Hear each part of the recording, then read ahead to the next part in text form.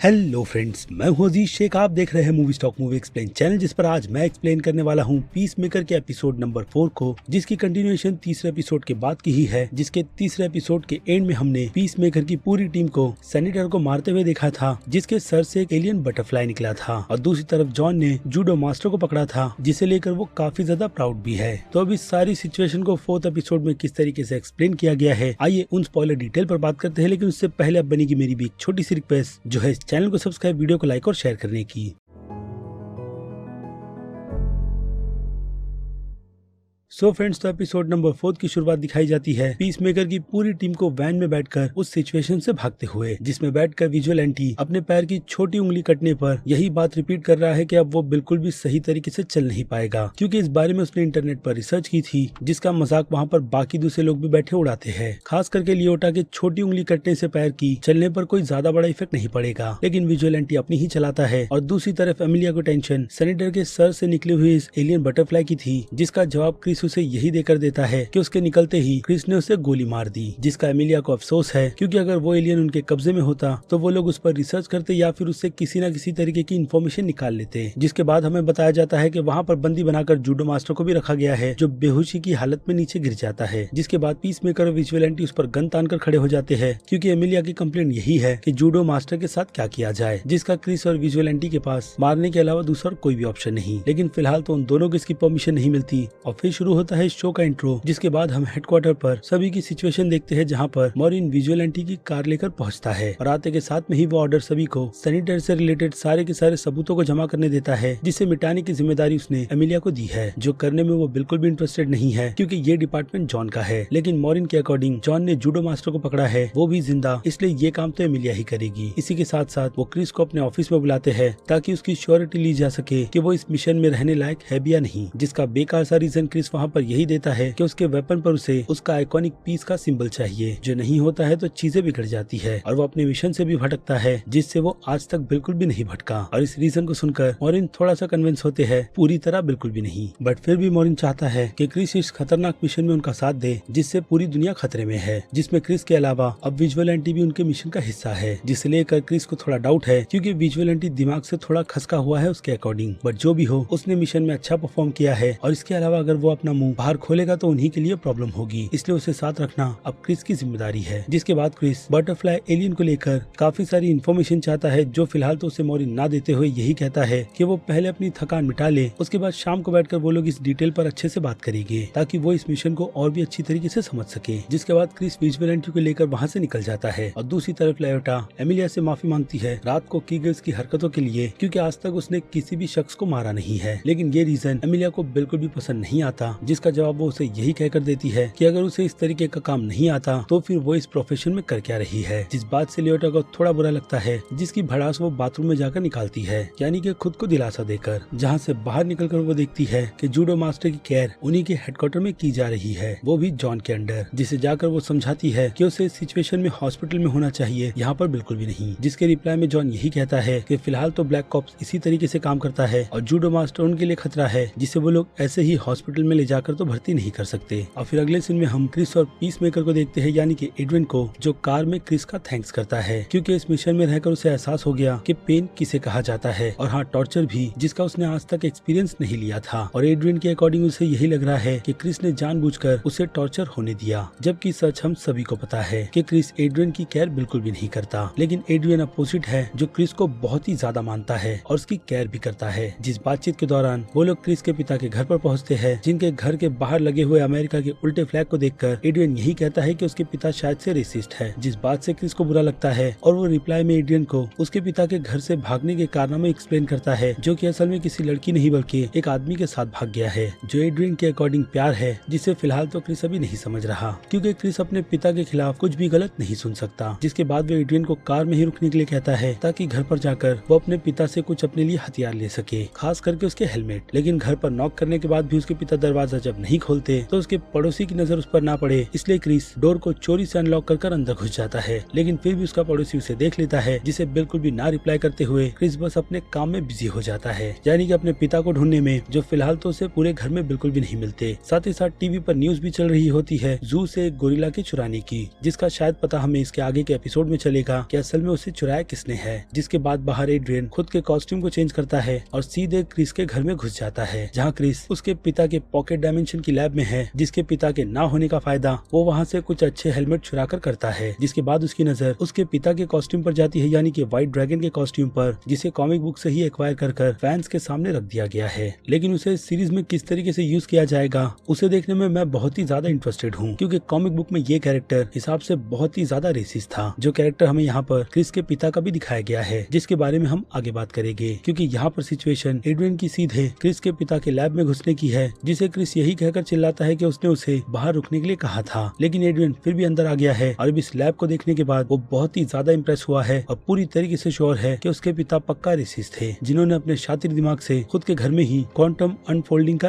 Area बना रखा है, यानी कि स्टोरेज एरिया, जिसे कॉमिक बुक में पॉकेट डायमेंशन भी कहा जाता है। बट फिलहाल तो उसकी ज्यादा डिटेल फिलहाल तो स्टोरेज रूम के अलावा दी नहीं जाती, इसलिए फिर से आते हैं टॉपिक पर, यानी कि उन दोनों के झगड़ों पर, जिसमें एड्रियन यही कहता है कि वो उसके पिता के लिए काम करता है और उसकी सोच भी रेसिस यानी कि उन्हीं के जैसे रहेगी। जिस बात से फिर से क्रिस गुस्सा होकर यही कहता है कि वो बस अपने पिता को खुद के सामान बनाने की परमिशन देता है, बल्कि उसकी सोच उसके पिता की तरह बिल्कुल भी नहीं और ना ही वो बनना चाहता है। जिसके बाद एड्रियन का एग्जाम्पल बताकर उसके बच्चों की चालों पर रहता है, जो बचपन से ही अपने माता पिता को कॉपी करते हुए चलते हैं, वो भी एक दूसरे के पीछे सर से सर डाले हुए। तो क्रिस भी उन्हीं में से एक है, जो एग्जाम्पल क्रिस को समझ तो पहले नहीं आता और ऊपर से उसे इसका बुरा भी काफी ज्यादा लगता है, जिसकी बाकी डिटेल हमें इस एपिसोड के एंड के पोस्ट क्रेडिट सीन में बताई जाती है कि ये जोक जो एड्रियन ने उसे मारा है डक का, उसमें अगर डक ह्यूमन का कॉस्ट्यूम पहनेगा तो उसका कोई सेंस ही नहीं बनता, क्योंकि डक ह्यूमन के कॉस्ट्यूम में कभी फिट बैठेगी ही नहीं। इसलिए एड्रियन को सोच समझकर जोक बोलना चाहिए, जो उसे इडियट बताते हैं, जो बात अगेन क्रिस को बहुत ज्यादा बुरी लगी है। जिसके बाद वो एड्रियन को धक्का देकर बाहर चलने के लिए कहता है, जहाँ उसका पड़ोसी उसका वेट कर रहा था, इसी कन्वर्जेशन के साथ कि क्रिस सुपर विलन है। ऊपर से उसने बैटमैन को लेकर जो भी बातें कही थी उसे उसके साथ में कंपेयर करने की, वो चीज उसके पड़ोसी को बिल्कुल भी पसंद नहीं आई है। और इसके अलावा बैटमैन विलन्स को मारता नहीं बल्कि उन्हें जेल भेजता है, जो क्रिस के अकॉर्डिंग बहुत ही घटिया चीज है, क्योंकि क्रिमिनल्स की जगह जेल में नहीं बल्कि सीधे ऊपर भेजने की है, जो जेल से निकलने के बाद फिर से मर्डर करते हैं और बैटमैन डरपोक की तरह उन्हें पकड़कर जेल में ही डालता रहता है। और ये चीज वो अपने पड़ोसी को चिल्ला चिल्ला कर बताता है। जिसके बाद उसका पड़ोसी यही कहता है कि जिस तरीके से उसका टोन है चिल्लाने का, उससे तो वो सुपर विलन ही बनेगा और आखिर में उससे सजा जेल में ही जाकर मिलेगी, ठीक उसके पिता की तरह। जिस बात को सुनकर क्रिस वहाँ से सीधे मोरिन को कॉल करता है और उस पर भड़कता भी है कि उन्होंने उसकी जगह उसके पिता को क्यों फंसाया, जिनसे सीधे वो प्रिजन में मिलने के लिए जा रहा है। लेकिन उसकी परमिशन उसे मोरिन नहीं देता, जिस बात से क्रिस को कोई भी फर्क नहीं पड़ता, इसलिए वो उसका कॉल काट कर अपने पिता से मिलने के लिए निकल पड़ता है एडविन के साथ। दूसरी तरफ मोरिन का रिएक्शन जॉन को लेकर बहुत ही ज्यादा वियर्ड है, खास करके उसकी की गई क्रिस के पिता को जेल में डालने की हरकतों की वजह से। जिसके बाद मोरिन के पास दूसरा ऑप्शन लियोटा को सिचुएशन संभालने की रहता है, जिसे कन्विंस कर वो यही कहता है कि क्रिस उस पर ट्रस्ट करता है और वही जाकर उसे रोक सकती है, यानी मनाकर वापस ला सकती है, क्योंकि मोरिन के अकॉर्डिंग लियोटा के पास इसके अलावा दूसरी कोई भी स्किल नहीं है, जिसे अब उसे प्रूव कर यहाँ पर बताना भी है, क्योंकि एक्चुअल में मोरिन ने उसे अमेंडा के कहने पर ही इस मिशन में शामिल किया है, जिसे बिल्कुल भी ना निराश करते हुए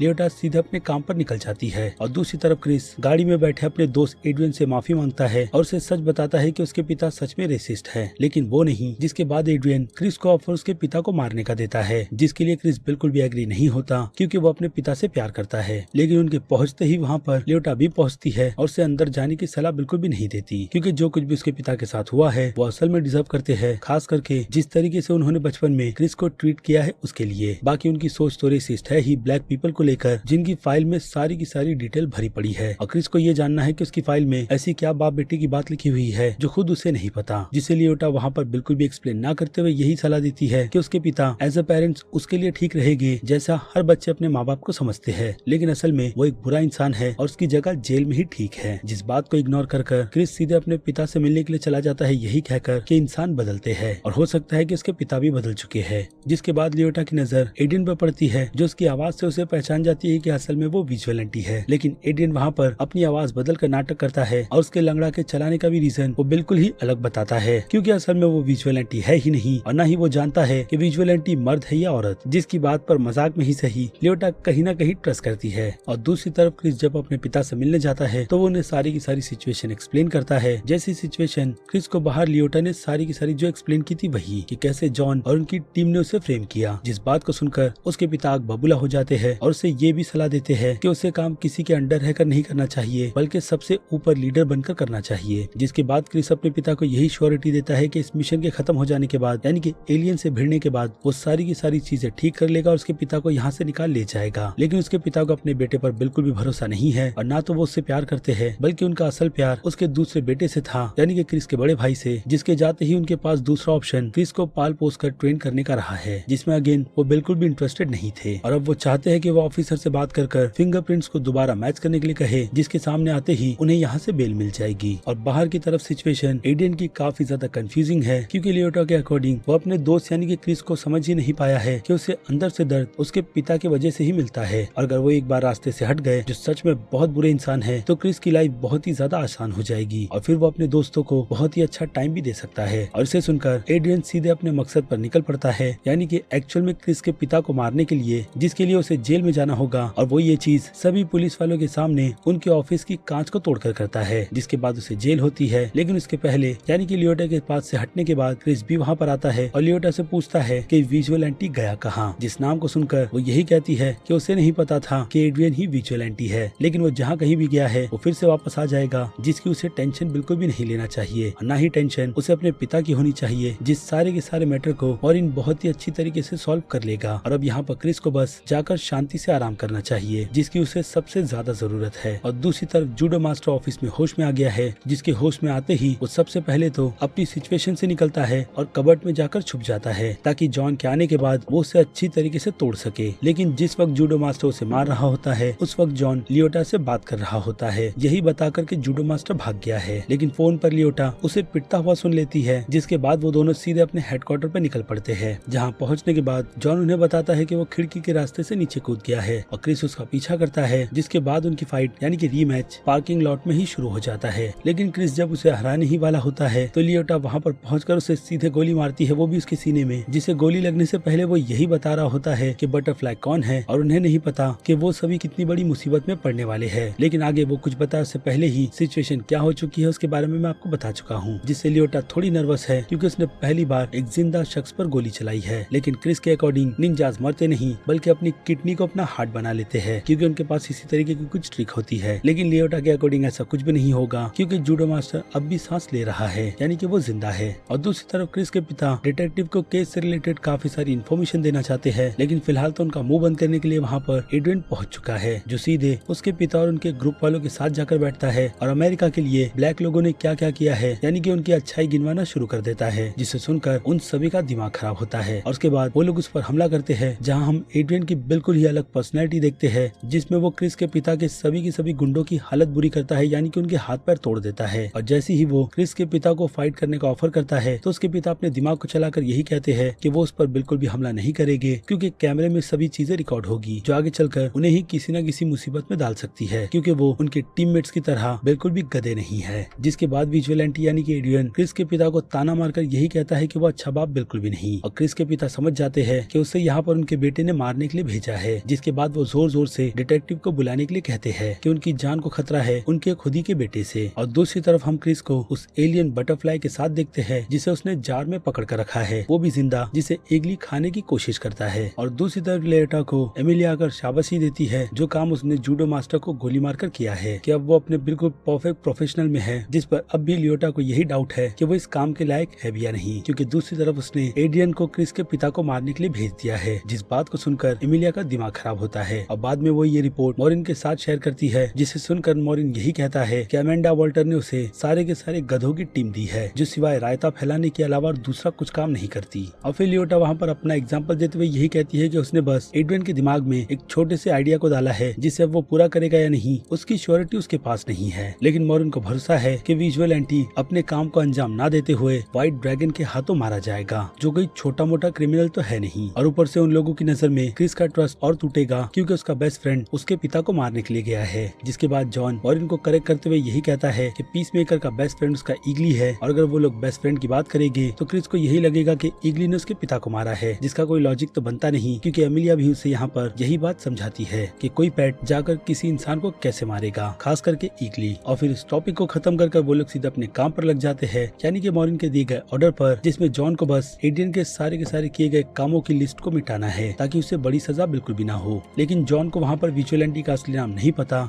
जिसका हुलिया वहाँ पर उसे लियोटा बताती है और एड्रियन उसे ढूंढ लेता है, जिसकी शक्ल देखने पर वो लोग पहचान जाते हैं कि ये शख्स उनका बस ड्राइवर है और जेल से जाकर छुड़ाने का काम उसने अमेलिया को दिया है, जो पहले तो ब्रेक के टाइम पर बार में थोड़ा रेस्ट कर रही होती है और वहाँ पर क्रिस पहुंचकर अपनी फाइल के बारे में पूछने लगता है। हालांकि अमेलिया को पहले ऐसा लगता है कि क्रिस फिर से उसे छेड़ने आया है, जिसके ज्यादा फोर्स करने पर वो उसके बचपन की कुछ रिकॉर्ड्स को, यानी कि फाइल्स की डिटेल को उसके सामने रखती है कि कैसे बचपन से ही उसके पिता ने उसे लोगों को मारने की मशीन बना दी थी। इसके अलावा उसकी इन्वॉल्वमेंट उसके भाई के मरने में भी है, जिसकी मौत एक मिस्ट्री है, यानी कि उसकी डिटेल फिलहाल तो फाइल में नहीं लिखी गई। जिस बात को सुनकर क्रिस वहाँ से चला जाता है, लेकिन जाते जाते वो एमिलिया को हॉट भी कहता है, यानी कि वो अच्छी दिख रही है। और यहाँ से हमें ये बात भी पता चलती है कि उसके भाई के मरने के बाद क्रिस के पिता और उससे नफरत करने लग गए, क्योंकि उन्हें भी शायद यही लगता है कि उनके बेटे को क्रिस नहीं मारा है, बाकी और किसी ने भी नहीं। जिस गम को लेकर क्रिस घर पर काफी ज्यादा नशे करता है और यहाँ तक कि वो ये नशा उस एलियन बटरफ्लाई को भी करवाता है, वीड के स्मोक को उसके जार में फूंक कर। और साथ ही साथ वो अपने पास्ट यानी कि बचपन की यादों को भी याद करता है कि कैसे उसके पिता ने बचपन से ही उसे लोगों को मारना सिखाया। और इसके अलावा हम सुसाइड स्क्वाड के रिक फ्लैग वाले मोमेंट को भी देखते हैं, जिसमें खुद क्रिस ने अपने हाथों से रिक फ्लैग को मारा था, जिसका उसे अभी भी बहुत ज्यादा अफसोस है। और फिर अगले फ्लैशबैक में हम उसे उसके भाई के साथ देखते हैं, जिस पल को वो दोनों बहुत ही अच्छी तरीके से जीते थे। लेकिन एक फाइट में हम उसके भाई को काफी बुरी हालत में देखते हैं, जिसके बाकी के सीन को तो दिखाया नहीं जाता। और दूसरी तरफ एमिलिया एड्रियन को छुड़ाने में कामयाब हुई है, जिसने अपना मिशन पूरा नहीं किया, जिसका उसे काफी ज्यादा अफसोस है, जिसके लिए एमिलिया उसे ज्यादा कुछ तो बिल्कुल भी नहीं कहती, बल्कि यही कहती है कि वो उसे घर छोड़ देगी। दूसरी तरफ जॉन जूडो मास्टर की केयर कर रहा है और मॉरिन अपने घर पर बैठकर टीवी देख रहा है। दूसरी तरफ बात करें लियोटा की, तो वो ऑफिस में कुछ रिसर्च करती है, जिसमें से जूडो मास्टर के पास उसे किसी तरीके का विजिटिंग कार्ड मिलता है, गैलेंटाइन नाम का, जैसा कार्ड उसके पास भी है, यानी कि उसे काफी अच्छा खासा क्लू मिला है, जिसकी रिपोर्ट वो मॉरिन को कॉल कर देती है। और फिर हमारे सामने एक ट्विस्ट मॉरिन का निकल कर आता है, जो कि असल में बटरफ्लाई का ही मेंबर है। लेकिन अब समझ ये नहीं आ रहा कि मॉरिन अपने ही लोगों के खिलाफ क्यों है, यानी कि उसका पता अब हमें इसके 5th एपिसोड में चलेगा, उसके पहले बिल्कुल भी नहीं, जो कि अब नेक्स्ट वीक रिलीज होगा। बाकी इस एपिसोड के पोस्ट क्रेडिट सीन की डिटेल मैं आपको दे चुका हूँ, जिस बारे में आपकी राय ऑब्वियसली मुझे कमेंट में चाहिए, क्योंकि अब वक्त है वीडियो को यहीं पर खत्म करने का। मैं हूँ अजीज शेख, मिलूंगा जल्दी आपसे दूसरी किसी वीडियो में किसी और फिल्म या फिर किसी और सीरीज के टॉपिक पर बात करते हुए। तब तक के लिए आप मेरे चैनल के बाकी दूसरे वीडियोस को भी एंजॉय कीजिए और टिल देन